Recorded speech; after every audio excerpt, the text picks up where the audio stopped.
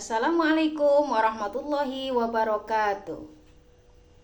Pada kesempatan kali ini, marilah kita belajar mengenal bacaan ilmu tajwid, khususnya pada bacaan qalqalah. Pada bacaan qalqalah, tertera atau bisa digolongkan menjadi dua golongan, yaitu qalqalah sughra dan qalqalah kubra. Di sini kita akan menganalisa pada surah Al-Adiyat pada juz 30. Pada surat Al-Adiyat ini kalian bisa belajar pada poin-poin yang ada dalam ayat-ayat tersebut. Nah, kalian bisa membuka juz amma kalian, yaitu pada surah Al-Adiyat yang dijelaskan di situ. Pertama, kita akan belajar qalqalah sughra. Apa itu qalqalah sughra?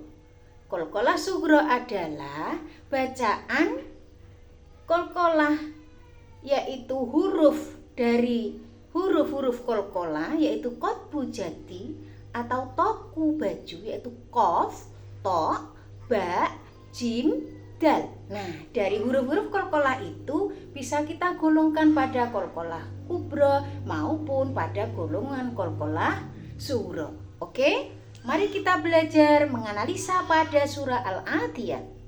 Pertama, ayat pertama, Bismillahirrahmanirrahim. Wal adiyati dhabha. Kata dhabha, pantulan dari huruf ba yang sukun itu. Huruf ba yang disukun asli sukun, asli mati, itulah yang dinamakan contoh dari qalqalah sughra. Nah, dibacanya harus mantul. Wal adiyati dhabha, tulis kata dhabha. 1, dhabha. Nah, disinilah yang membuktikan bahwa itu adalah bacaan qalqalah sughra. Ada ba di sukun atau ba asli mati. Nah, ini ada satu poin. Ya, ada satu poin. Poin kedua.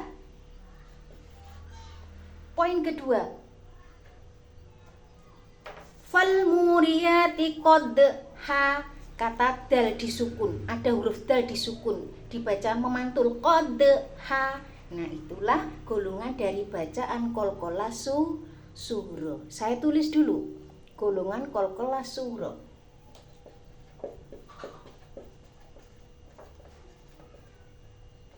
Nah, ini golongan dari qalqalah sughra. Qad ha, pada ayat 3 kita lihat fal mughirati subha. Subha asli, ba-nya sukun. Yang ketiga, fa asarona bihi naq'a. Kata qaf, huruf qaf yang disukun asli. Nah, di situ termasuk juga golongan qalqalah sughra. Naq'a. Terus yang kelima, golongan yang kelima pada surah Al-Adiyat, apa itu? Fawasabu nabihi, fa asar nabihi nakauni wal adiyati dhabha fal muriyati qadha fa asar nabihi naq'a. Nah, terus ini yang keempat. Sekarang yang kelima. Fawasatu nabihi jam'a. Fawasat nabihi jam'a. Nah, fawasatu, toknya yang disukun itu dipantulkan cara membacanya. Oke, saya tulis dulu. Fa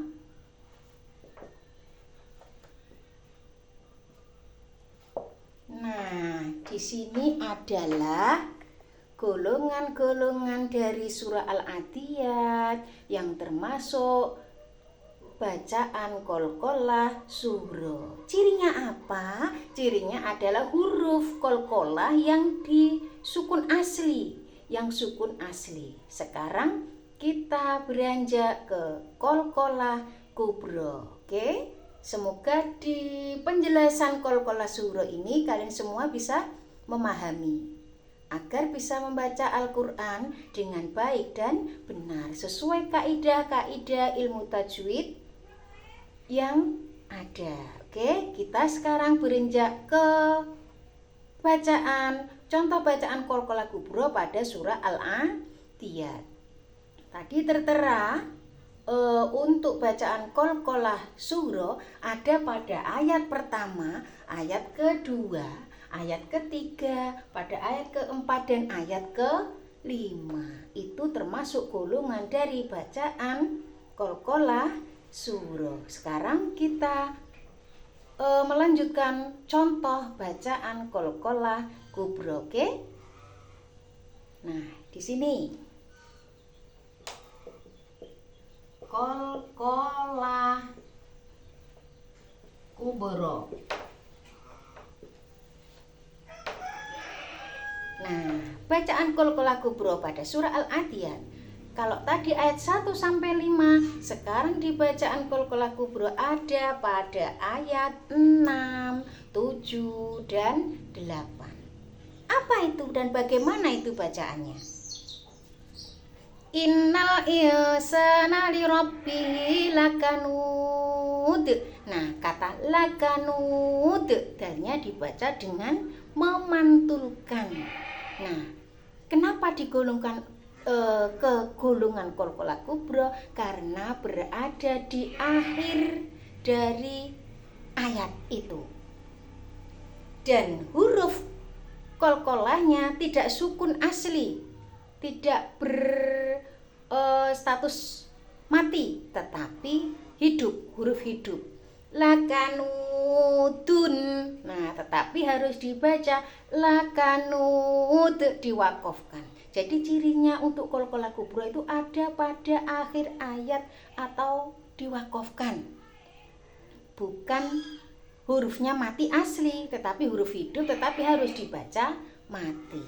Nah, untuk pemahaman itu kita tulis pada contoh surah Al-Adiyat ayat 6.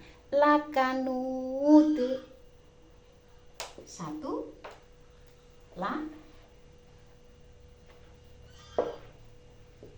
lakanud. Lah di sini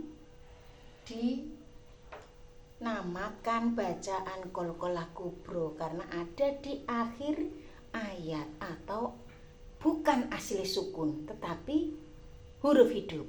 Oke, sekarang pada ini saya tulis saja ayatnya saja ya. Ayat ke-6. Yang kedua pada surah Al-Adiyat ada bacaan qalqalah kubro pada ayat yang ke-7. Nah, apa itu bacaannya? Bagaimana itu cara membacanya? Wa innahu ala dzalika lasyahid. Dalnya bukan sukun, tetapi cara membacanya seperti sukun. Nah, disitulah yang namanya digolongkan ke golongan qalqalah kubro. Lasyahid, memantul dalnya. Saya tulis.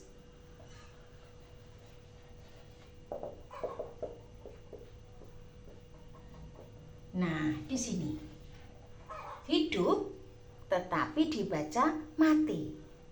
Ayat yang 8. Wa innahu ala dzalika lasyadid. Sama-sama huruf qalqalah. Kalau di ayat 7 tadi dal, untuk di ayat 8 juga contoh bacaan qalqalah yang berwujud huruf dal. Ya. Lasyahid. Yang tadi ayat 7, sekarang yang ayat 8 lasyadid, sama-sama dalnya.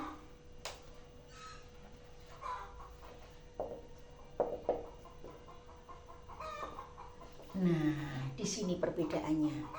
Ya. Oke, sampai di sini semoga bisa dipahami.